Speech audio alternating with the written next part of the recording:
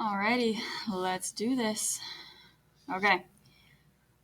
Quick thing, real quick, gases. So we are going to be chapter 14 in your guys' book. We'll pretty much go in that order, like 14.1, 14.2, something, so on and so forth, kind of as a reference. You'll have like your reading guides.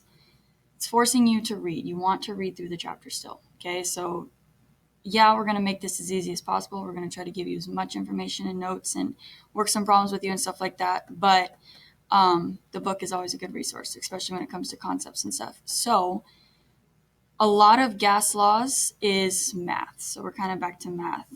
It's easy math though. So it's like I give you an equation. Well, actually, the back of your periodic table gives you some equations, and you just have to figure out how these different equations apply. Like, where am I going to use these ones for what are problems? So we'll kind of start out introducing the different gas laws, start out just kind of talking about gases really in general. So what is a gas? Tiny particles in constant random motion, okay? Random. So think of a gas, indefinite shape, indefinite volume, tiny particles, constant random motion. They move freely, okay, but they don't have any of these net forces. They do have, however, kinetic energy, which we'll talk about in a second, is directly related to temperature in Kelvin. That's what the little K stands for. It's not degrees Kelvin like it would be degrees Fahrenheit, degrees Celsius. It's just Kelvin. They also exert pressure on their surroundings. In other words, like they exert the pressure when it comes to their containers. Fred has a video that talks about the pressure. He does some example problems with the pressure stuff in your guys' packet that I'll kind of just reference here in a second. But with the pressure unit, make sure that you watch that when it comes to Fred stuff. Some other factors when it comes to gases, aside from pressure, volume, temperature, and then like obviously the amount of particles, which then would be calculating when we kind of get into the mole stuff about it. Sorry, had to edit. Dr. B came on the sound system. Guys, this is like way more nerve-wracking than you would think. I'm talking to nobody. Okay. Characteristics of gases. They have very, very low densities. Okay, think about it. No volume, lots of empty space. Same thing with compressibility. They're able to compress rather easily. Lots of empty space, no volume. Expansion, or in other words, able to flow. So they can expand to fill any container. Random motion, there's no attraction. So think of them like being like fluid-like motion, almost in a way. Diffusion and effusion. So gases can diffuse, which is going from a higher concentration to a lower concentration. Effusion then is going through diffusion, but like through a tiny little hole or tiny little opening, okay? But still going to be random motion. We will talk more about effusion when we get into Graham's law. So think when it's going through a small opening or hole, diffusion then is as it's going to spread, okay? With gases, temperature is one of our factors we talk about. So kind of just a quick little review when it comes to temperature. So remember with temperature and gases, it's your average kinetic energy, or in other words, it's the speed of the molecules, how fast these particles are actually going to be moving. So you're not going to actually get a negative temperature, okay? The positive then is just in the other direction. Like if you get a negative number, it's just saying that the movement's going to be in the opposite direction. So you're always going to use absolute temperature because we're using this absolute scale. In other words, we use Kelvin with all of our gases, okay? In your packets, you guys have a temperature kind of worksheet. I think it's in the way back, just as kind of like some practice, okay? You guys already know this. You guys have already learned this before, like physical science stuff, but you've got these two equations to kind of help you. These equations are also on the back of your periodic table. Same thing, one that's going to be able to convert degrees Fahrenheit into degrees Celsius, which then you would use degrees Celsius to actually convert to Kelvin, okay? So temperature Kelvin is whatever you have degrees Celsius plus 273.15. If you knocked off the 0.15, to me, that's not too big of a deal. I don't think it's too big of a deal for Fred either. So it's just whatever you have degrees Celsius plus 273. So like number one, liquid oxygen is used in liquid fuel rockets. Its boiling point is negative 183 degrees Celsius. What is the temperature in Kelvin? Kelvin equals whatever we have in degrees Celsius, 183 plus 273 equals, you just plug it into your calculator, 90 K is how you would write that. It's not degrees K. It's not like K degrees or anything like that. It's just K for Kelvin. Okay. Pretty simple. So throughout this, there's a couple other practice problems when it comes to temperature. Remember, if it's given to you in Fahrenheit, though, you're going to have to convert the Fahrenheit to degrees Celsius, then convert that degrees Celsius then to Kelvin, which is a pretty easy conversion. Again, on the back of your periodic tables, you guys have both of those equations. So it's not like something you have to memorize. Just make sure that you know how to use them, what's kind of available to you. Okay. Pressure. Fred already talked to you guys about pressure a little bit. Remember, with pressure, the amount of force per unit of area can be measured in a lot of different ways, right? So it can be measured as like the SI standard unit or System International Unit, pascals, also abbreviated PA. So that conversion, also on the back periodic table, is 101.325 or just 3 kilopascals. Or if you actually want to convert that then to pascals, obviously you're moving your decimal 3 places, right? But kilopascals is what we usually use when it comes to the Pascal unit.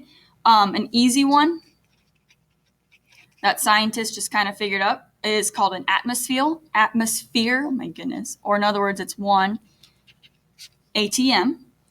Old version, like Fred talked about when you guys, like how to read a barometer and how barometers actually work. It used to be measured in millimeters of mercury, right? So with millimeters of mercury, it's about 760 mmHg. That's what that stands for, just millimeters of mercury. Which then think about like how big it would be if it was actually just like a meter, if you're thinking centimeters, how tall it's going to be able to rise up. The new and the old, it's like kind of combined. So millimeters of mercury is kind of confusing. Instead, they changed it to torr, which is the exact same thing. So when it comes to converting those units, millimeters of mercury and torr are the same number, 760 millimeters of mercury, 760 torr. It's just millimeters of mercury was just the old way of thinking, just a little too confusing. And then obviously the English, we do everything weird in America. We do PSI, which is probably what you guys are used to, pounds per square inch. Like if you look at the tires on your car, they say like you want to measure this up to whatever it may be, 32 PSI. Okay. That then is going to be 14.7 PSI then is your unit on that. Okay. So we kind of talked about already in Fred's video how to convert between your units. You're going to use these as your constants. You're not actually going to take sig figs from these though. Okay. Take sig figs, remember, from what you're given. Yup. Sig figs are back. Sig figs. You want to take that from your given though. Let me show you one in your packet. Okay, you don't want to take it from one of your constants, right? So Fred did a couple of these together with you. Kind of talk about how to do the barometer. So just real quick, one more like crash course on it. 300 PSI. Remember, we just kind of went through all those different ways, like different ways they represent one another. And you want to go to torr. Whatever you're trying to cancel goes on the bottom. Torr is what you're trying to find, so that's going to go on the top. We just kind of talked about all your different possibilities, the normal pressure units. 760 torr is equivalent to 14.7 psi. That cancels out, so you're left with torr, which is what you want to find. Remember then, multiply across the top, divide across the bottom, divided by 14.7 equals 15510.204, blah, blah, blah, blah, blah. Sig figs comes from what you're given. So here I only gave you 1 sig fig. So remember, you guys can use scientific notation if you want to. Otherwise, this would just round up right to 20,000 torr would be your answer on that one.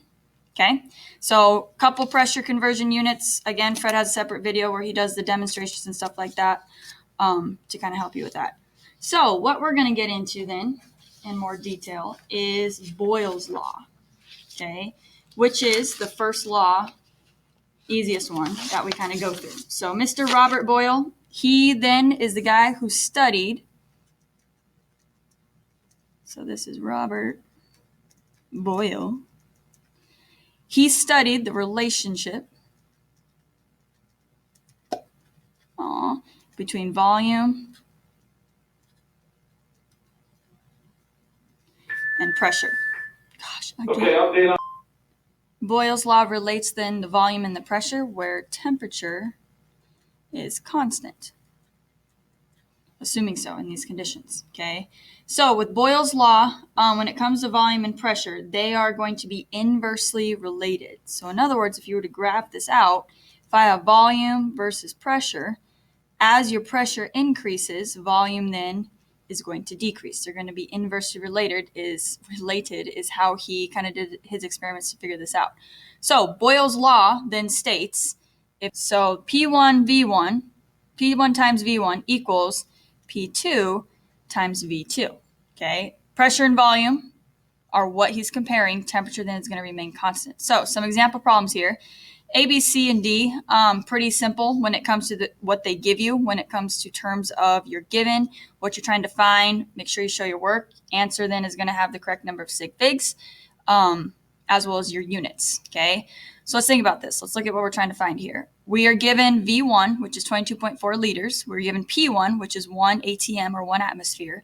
Trying to find how many atmospheres that then is going to equal if the volume reduces itself down to 2.8 milliliters. Now, with these, watch your units, okay? So obviously, like when you look at this guy down here, if you're given pascals and you're given kilopascals, you're going to have to convert one of the two. It doesn't matter which one you do, okay? And then like, here's your liters for volume. Milliliters is what you're trying to find, so you have to make sure that you're converting that back in the end. So just kind of watch your units on that with everything, okay? So if we use Boyle's law and we set this up, P1 is 1 ATM times V1, which is 22.4 liters, equals, trying to find our P2, right, times whatever our V2 is. So milliliters to liters, you want to make it equivalent to one another. Just move your decimal place 1, 2, 3, 0.0028 liters. Simple math, right? Multiply these two over here, which would be then 22.4 times 1 divided by 0.0028 liters, and I'm left with 8,000 ATMs. Well, how did you know that it's ATM? Well, look at what you're trying to find, okay? Try to figure out what your units are, based on what you're given and what you're looking for. Sig figs now. So this is my given, okay? This number here, I've got 1, 2, 3, 1 ATM, 1, 2. So I want 1 sig fig. That is my correct answer then, okay? So biggest thing is watch your units on stuff, okay? You're going to have to make them equivalent to one another. Like especially down here, ATMs versus millimeters of mercury, you're going to have to convert one of them to the opposite or the other, okay? Doesn't matter which one you do. Like I convert this to millimeters of mercury, or in the end, vice versa kind of thing, convert it back to millimeters of mercury. Doesn't matter as long as you kind of know what is it you're given, what is it you're trying to find.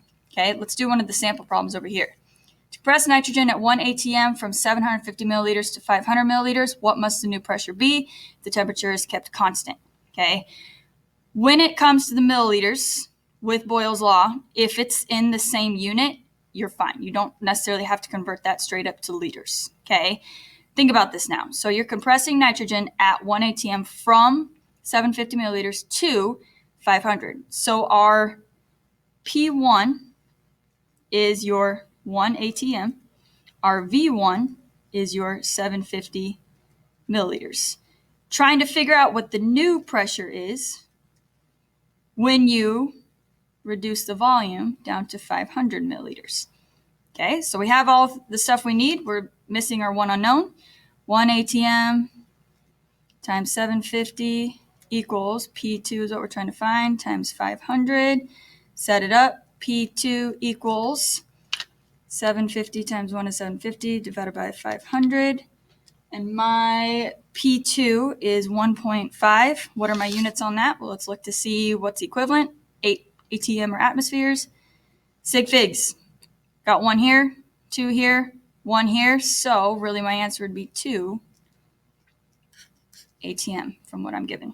Okay, so do a couple other ones. Boyle's Law worksheet. We will post an answer key to kind of help you along with this and make sure that you're doing everything right.